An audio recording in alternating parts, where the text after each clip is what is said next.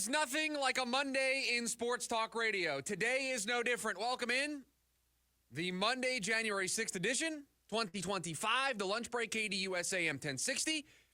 Chris Schubert here with you for the next 2 hours, and boy, do we have a lot to get into. So I'm not going to share many pleasantries. I'm not going to ask you how your weekend was. It probably was great. You all know why we're here. I know why we're all here. Let's just get down to business because we have a lot to cover over the next 2 hours. So, Producer Corey, please, the Daily Special.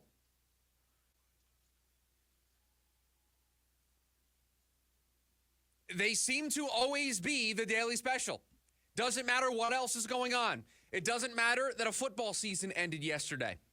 It doesn't matter that a bunch of coaches got fired in the NFL and an Arizona Cardinals assistant coach has already been asked for an interview. None of that stuff matters here today.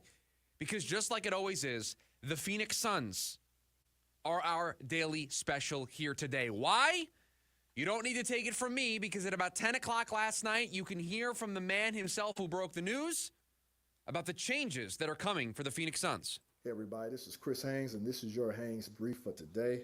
I received pretty significant news out of Phoenix. Sources relayed to me that Bradley Beal and Jusuf Nurkic will be removed from the start lineup starting Monday at Philadelphia, and in their place will be starting rookie Ryan Dunn and Mason Plumlee.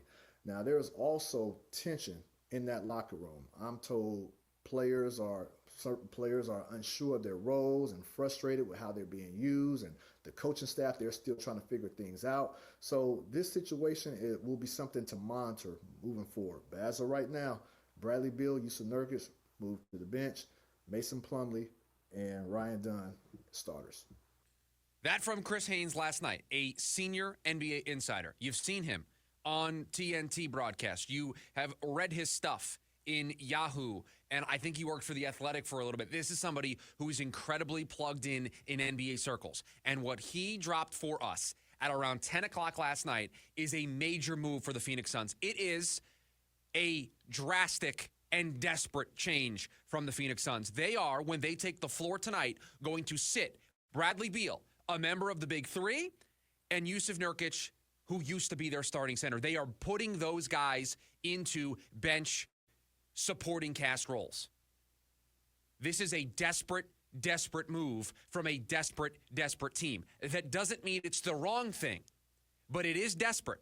This does feel like last chance saloon for the Phoenix Suns. It feels like they are realizing what we have realized on this show for the last couple of weeks. They are running out of time. They are running out of opportunities. They are running out of chances to get this right. And in the middle of that, in a discussion of change to the lineup, there was a mention of tension in the locker room. There was a mention of tension with the coaching staff of trying to figure out the roles for all of these players. And it shouldn't come as a surprise. You have a brand new head coach who is less than 40 games into his tenure here, not even at the midway point. He is still trying to figure out where the best place is for all of these players to play.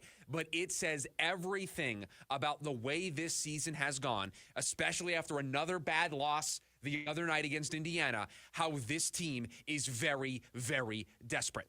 This team is pulling on every single ripcord that they can pull on to try to open the parachute. This team is hanging on by a thread. We are getting very, very, very close to this thing becoming a disaster. If it isn't already there for most of you, it might get there pretty quickly. If this doesn't change, this is it. This is the one move you have left. We're going to talk a little bit later on here in the show about the Jimmy Butler rumors starting to heat back up. No pun intended, even though I like what I did there. There was no pun intended. But those rumors are starting to ramp back up. There are talks about the Suns being the team that are the most eager to get this deal done. But we know all of the hurdles that are there to make that deal happen, especially with Bradley Beal. So of the things that the Phoenix Suns can control, this is the last thing you can do. And that is taking a member of the Big Three in Bradley Beal and putting him on the bench. And we're going to talk about here today on the show is I think there's an ulterior motive behind this. I think there's something else that the Phoenix Suns are trying to do here. But they realize what they are currently doing isn't working. The current way they are set up is not getting the job done. But the first step in order to fix a problem is admitting that you have one. And so where credit is deserved here today is the Suns are admitting that they have a problem. They clearly have realized this is broken. Not in a, we just have to wait for X, Y, and Z. No, the current team, as currently constructed, with everybody healthy, is broken. But this is a mess that they are stuck in. They can try to put guys on the bench. They can try to mix things up by starting a rookie and Ryan Dunn. Think about what that says about where this team is at. That they are turning not to their $51 million a year player, but they are turning to a rookie to save their season. They are turning to a veteran in Mason Plumlee, who's been bounced around the league for years, to come in and try to provide some level of energy to try to turn things around. That's where this season has gotten to for the Phoenix Suns. That's where we're at. That's where this season now hangs in the balance. We mentioned on Friday how important January is for this team, that there is no more margin for error. And after one loss to Indiana, the Suns are making drastic changes because they also realize there is no more wiggle room. They don't get to see this through January, February. They have to figure this out quickly. And if they are unable to do so, they have to try to figure out what trades they can make. They need to see if Bradley Beal will waive his no-trade clause. They need to see what Grayson Allen would get them in a trade. They need to utilize whatever trade assets, whatever trade value they have in their players to do something. Because right now, the status quo is not working. This is not an overreaction. This is now a season and a half of these three players being together, and it isn't working. Now, mind you, they are also dealing with injuries to O'Neal and to Tyus Jones. But that's not what's wrong with this team. This team is not just having an injury issue. This team's play, when they're on the floor, is lackluster at times. Their defensive effort is lackluster at times. They just seem lost. They just seem like a team that isn't cohesive. They just look like a team that doesn't have a true identity on both ends of the floor. And unfortunately, with the way their roster is constructed, by being a second apron team, there isn't a whole lot in their control to change that identity. They have to get other people to play ball. They need Bradley Beal to be willing to move his no-trade clause. They need another team to be willing to take on Bradley Beal and the remainder of that contract. There are a lot of hurdles in order for that to be the thing that they do. So what can you do? What can you do in the meantime is something like this. Now, in that clip that we played, there's a mention of tension. I don't know if this is a good thing for that tension or a bad thing for that tension. I don't know if it's going to make things better or make things worse.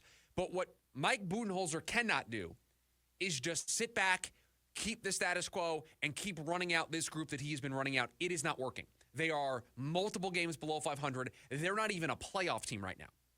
That's the conversation we're having about a Phoenix Suns team that isn't even in a playoff spot.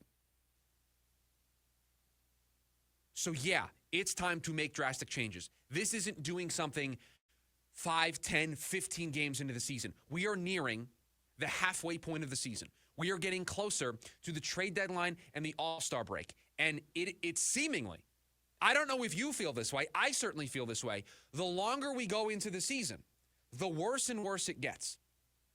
I thought it was bad when Kevin Durant, a dozen or so games into the season, goes down and we yet again are dealing with injuries. I thought it was bad enough when one guy from the Big Three was coming back from an injury, somebody else would go out almost immediately. I thought that was bad enough. This right now, this feels like rock bottom. You are now at a point where you are benching a $51 million a year player.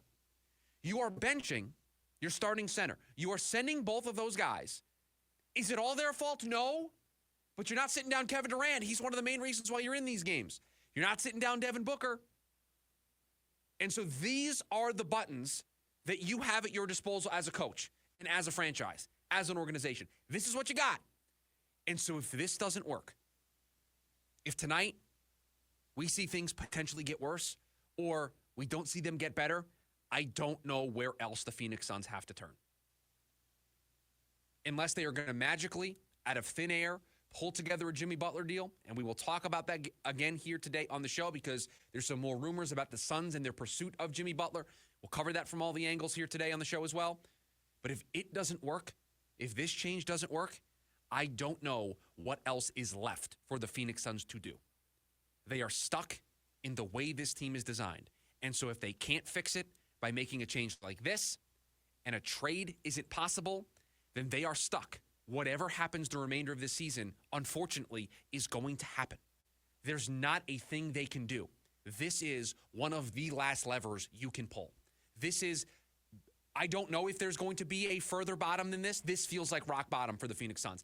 This feels like rock bottom for this core. This feels like if things don't turn around now, they are never going to turn around. If this type of move doesn't re-energize this team, if this type of move doesn't get everybody to look around and say, hey, whatever's going on in here, whatever issues we have, we need to put them to the side, we need to figure this out, and we need to play good basketball. If this doesn't do it, if sitting down a member of the Big Three doesn't do it, then nothing will. Then this team, like we think they are, they're broken.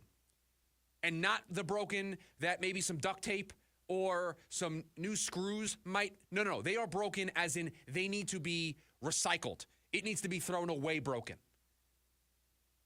Irreplaceable broken is what the Phoenix Suns would be if this doesn't work. I appreciate the Suns realizing they have a problem and taking these level of drastic measures. But this smells of desperation. This smells of we've got nowhere else to turn. And you know what? They are right. If that was their calculation here, then they are 100% on the money. That's where this team is. They are at rock bottom. And if it goes any lower than this, then all bets are off for what the future might look like.